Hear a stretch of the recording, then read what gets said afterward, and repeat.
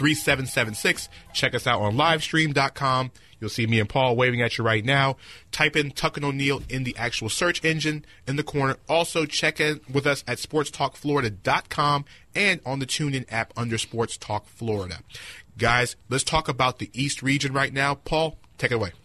All right, so I have North Carolina running away with the East, and I am biased there. So it's not even to pretend like I'm not. But I have Carolina running all the way to the Final Four. I have them beating West Virginia in the Elite Eight. So I don't know if that surprises anybody per se, but I haven't beaten Xavier, so I think that is an upset. I think a lot of people have Xavier meeting Carolina in the Elite Eight, but I don't. Mark, what you got? Yeah, I went a little different with this one. I do have West Virginia beating Xavier. I agree there. I think Kentucky gets the upset on North Carolina. No. I just don't think the guard play of North Carolina is going to show up. That was the toughest choice for me, honestly. That's the only thing. I think Marcus Page is going to get killed by Tyler Eulis, and Jamal Murray is going to light fire to whoever's guarding him. And I don't know if Bryce Johnson and those inside guys are going to be able to just hold up the slack for the guard play of North Carolina. I think Kentucky will get the win right there. So, Mark, you know what I don't understand here? And maybe you have a good explanation. Why did North Carolina get the worst draw for a number one seed? They have Providence. They have Kentucky. They have Notre Dame as a 6. They have West Virginia. They have Xavier. Pittsburgh is a 10. I mean, they've got some tough teams in this. North Carolina might have one of the toughest draws. They got screwed almost in any tournament. I mean, they got to play Florida Gulf Coast in the first round. Now, no 16 beats a 1. Right. Of course, and North Carolina will win it. But I'm just saying, you want to get a team that you like beat by 30 or 40 points. Cupcake, yeah. Like North Carolina might have to work to actually beat them by 30. Exactly. And not just coast. I'm like, if Florida Gulf Coast was playing Virginia instead of North Carolina, I might take Florida Gulf Coast with the points. Yeah, I'm telling you, North Carolina got such a bad draw here. I don't really, because I don't know. For me, I think the draw actually favored North Carolina, Indiana, Kentucky. And here's the thing, they got some tough teams. There's so much inconsistency in the East region, in my opinion. It looks stacked from top to bottom, but for me, I have Carolina in the Final Four. I think it's a lot easier than you guys think. I really think Kentucky is not as good as everybody thinks they are. They're superly talented NBA-wise, but for some reason, this Kentucky team, compared to previous Calipari teams, Scal is playing ball right now. And that's what scares me a little bit. Because he actually can probably slow down Bryce Johnson. And that's been Carolina's edge the last month of the season. Johnson, Meeks, Isaiah. Mark, what's the last name? Isaiah Hicks. No, Hicks. Yeah, I mean, that's our three big man rotation essentially there, and they've been destroying people. I love that Page is back. He's kind of back right now, and I'm loving it. Barry's been playing out of his mind. I love how Jackson's playing. Pretty well. Yeah, I mean, Jackson's playing really well, so I tell you, man, Carolina's going to be a hard out, but Kentucky is so talented. I think it's a lot easier than you guys think. I think Carolina gets to the Final Four. I think they have the easiest route to the Final Four. No, they're playing pro prospects the whole way. They got to play against Chris Dunn, then a team full of pro prospects on Kentucky. Then they got to play against Xavier or West Virginia, however you have that going. I don't have either one of them in the Final Four. Boy. I have Notre Dame. I can understand that. I have Notre Dame actually beating Wisconsin in the Sweet 16. For some reason, I don't trust Xavier. Wow. Because I watched them play against Seton Hall over the weekend. Mm-hmm. Seton Hall is a very talented team, but Xavier is like Indiana to me. They're a team that's good in the regular season. But vulnerable, yeah. But there's just nothing about them that just says they're sexy. So for me, I think they're out. I think Notre Dame, because of the fact of Mike Brey, they've been beating up ACC teams all year. I think you have that readiness of them. So I think Notre Dame gets to Elite Eight against Carolina. But since Carolina knows Notre Dame very well, Roy gets to the Final Four. If he doesn't get to the Final Four this year, I'm telling you, anybody wearing Carolina blue will chase Roy Williams down because this team needs to be in the Final Four. Yeah, at least. This is the most talented team in college right now, is Carolina, in my opinion. Mark, what do you think? I think the East is tough. I think it's tough. You have a lot of different teams. I have Kentucky, winning it. I just believe in guard play at this time. When your guards are playing very well, I think it can power everything. Even if you have a great front court, if the guards are not playing up to par, I think they can lose you the game. Yeah. And I like Kentucky's backcourt. I think they probably have the best backcourt in college. Ulis and Murray, yeah. Yeah, so they're tough. I'll probably have to agree. I'll probably have to go with Kentucky with that guard play. West Virginia is going to be a tough out. That's the deepest team in college basketball. They go like 10 or 11 deep. They run a whole bunch of guys at you. If you cannot withstand that kind of depth, you're going to have a lot of problems. Yeah. So Mark, me and Mark are on the same page there. We have North Carolina and West Virginia in the Elite Eight. So do you have them beating Xavier, or you have Xavier going out earlier, Mark? No, I have Xavier playing West Virginia in the Sweet 16, and they will lose right then. I have that as well. Yeah.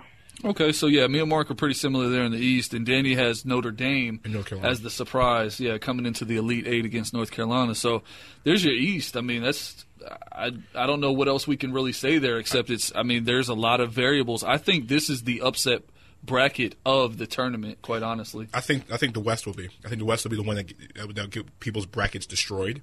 It can. Between Oregon, like I said, St. Joseph's. You said Cincinnati earlier.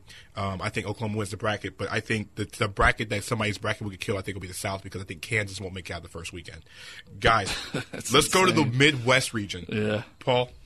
All right, so I do have Virginia advancing to the Sweet 16.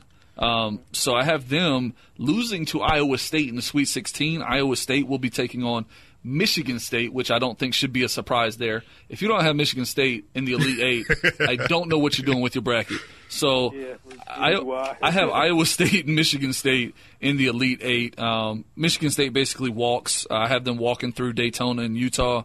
And then Iowa State, obviously, I have them beating Purdue and Virginia. So that's kind of how my Midwest breaks down. For me, I have Michigan State, like Paul said. You just can't bet against Izzo. Izzo and the way Valentine's playing right now. Valentine's like the equivalent of Russell Westbrook when it comes to college basketball, because the guy does everything. Yeah. And he's a triple-double. Let's talk about another Michigan State guy. I mean, he's doing what Draymond was doing when he was there, and that's carrying the team. Right. Mark, what do you think about Valentine's draft prospects? First thing, it's all over the place, but I'm still getting that he's like mid-first round. I'm just like, no, he's actually as good as Chris Dunn and Buddy Hield and these guys. He needs to be up there, with them draft-wise. He's going to be drafted lower, and somebody's going to get a steal, and it's going to be like, why didn't we pick this guy earlier? Oh, we didn't have the sense to actually turn on the TV and watch. That's all I can say about that. Michigan State prospects get overlooked a lot. Draymond got overlooked, and I was furious watching the draft. Like, how is this guy falling so far? You know what? It's always that under-the-radar guy from Michigan State, because even go back even before Draymond Green, Morris Peterson, Mo Pete at Michigan State was a monster. He was actually a solid player for years with the Toronto Raptors. Mm-hmm. Izzo never have these big-time... Well, Zach Randolph. He had a couple. Zach Randolph, Jason Richardson. But Zebo didn't last long, though. And even those guys were drafted a little bit lower. A little lower than you thought. I think the highest one was Mateen Cleaves, wasn't it? No, he wasn't the highest drafted, but under the Izzo era, wasn't it Cleaves? I thought Cleaves was the highest one. Nah, you know what? I think I want to say, it probably was Richardson. But I think Richardson was a lottery. Low for where he got drafted. Yeah. Same with Randolph. Yeah. So for me, in the Elite Eight, I have Michigan State, but I don't have Iowa State or Virginia. I have Purdue. Purdue, like Iowa, like Michigan State, the Big Ten, their higher level teams play like higher level teams. I've got Michigan State Purdue rematch in the Elite Eight, and of course I can't bet against Izzo. So I have Izzo in the Final Four. I think to me that's the strongest thing about that region is that Michigan State's in there. Mark, what you got? Yeah, I have Virginia, Michigan State obviously advancing. Iowa State, they're a little bit too streaky for me. I love Georges Niang. He's going to be a great pro. Monte Morris will join him in the NBA within a year. I like those guys. I don't think they get enough done. Utah's Jakob Poeltl, but he doesn't have enough help, and Michigan State will destroy the rest of the team. Yep. But this first-round game, Seton Hall and Gonzaga, right, you have to watch this game. This game is probably the best game of the first round. If you have not seen Seton Hall's Isaiah Whitehead, that guy can get on fire in a hurry, and he plays with so much confidence. You'll love this guy. If you like a guy who plays with a lot of passion like Russell Westbrook does, this guy plays with a lot of passion, a lot of moves off the bounce. one of those classic New York City guards. Kind of reminds me of Kemba Walker. I like him. And, of course, Sabonis Jr., that's Domantas Sabonis. He's great as well. Great big man inside. So that's going to be a great first-round game. But I think Michigan State, when it's said and done, they're in the Final Four, and they beat the rest of this bracket silly. And that's the way that's going to go. All right, so before we go to break, let's clarify our Final Four for everybody. When we get back from break, we're going to talk about the national championship and who's going to win it. So, Danny, who are your Final Four teams? I have Connecticut, Oklahoma, North Carolina, Michigan State. Mark, what you got? Kansas, Oklahoma, Kentucky, Michigan State. All right, well, I probably went more traditional than everybody. I only have 1, 2. Everything else is the ones. So I have Kansas, Oregon, North Carolina, Michigan State. Interesting 4-team, like I said, interesting Final Fours from all three of us as well, too. So we want everybody else to tell us your Final Four. 407-482-3776. So after we get back after the top of the hour break, we're going to figure out who we have in the Final Four. Also, we're going to talk Orlando Magic with Zach Oliver as well, too. And also take your calls, and we're going to find out who do we have as the most dangerous teams in each of the conference as we get closer to the break. Also, guys, check out www.nbafcpradio.com, where our great staff of writers always posting something brand new every day. Ethan Stern has a very new article as part 3 series of the Brooklyn Nets, breaking it down. Yes, because he actually has belief that the Nets are actually going to do something in the next 2 years. So his article will go up after the show tonight. So guys, check that out, as well as check out articles from Melanie Garber, Eric Cesaros, and everybody else on staff as well, too. So we're going to take the top of the hour break for the NBC Sports Desk. This is Full Court Press Radio on Sports Talk 1080 The Team. We'll see you guys after 8 o'clock.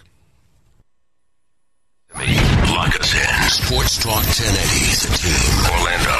Powered by SportsTalkFlorida.com. Orlando's longest-running and most favorite sports host, Tuck and O'Neill, on Sports Talk 1080 The Team, where they just sound better on the radio on Orlando's new sports alternative. WHOO Kissimmee. Lock us in. Sports Talk 1080 The Team. Orlando. Your fantasy sports station. Powered by SportsTalkFlorida.com. Your NBC Sports Radio update starts now. So the first 4 is in action. I am Keith Irizarry. The tournament has begun with Florida Gulf Coast and Fairleigh Dickinson. And for Florida Gulf Coast is winning big. They're up 40-25. They're shooting 59% from the field.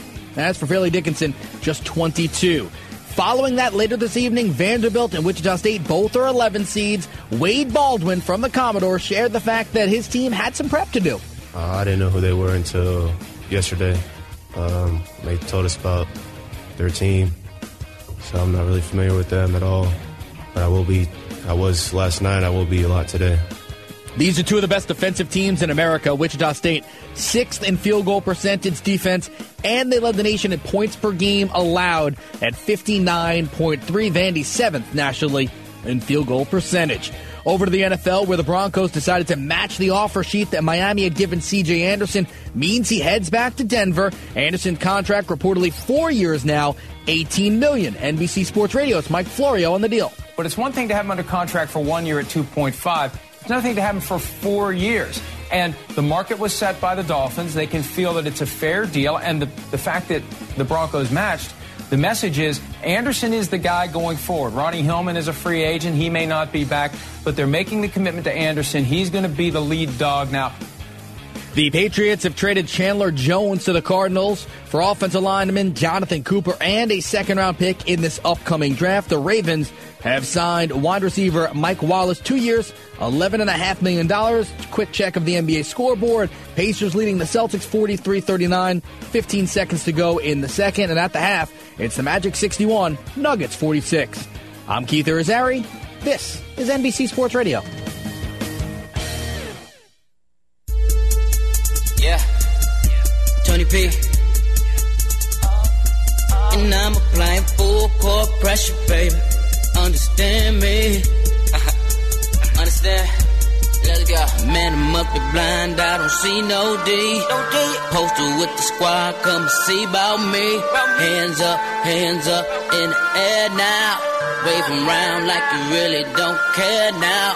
Put that ball up in my hand, you know I'm scoring.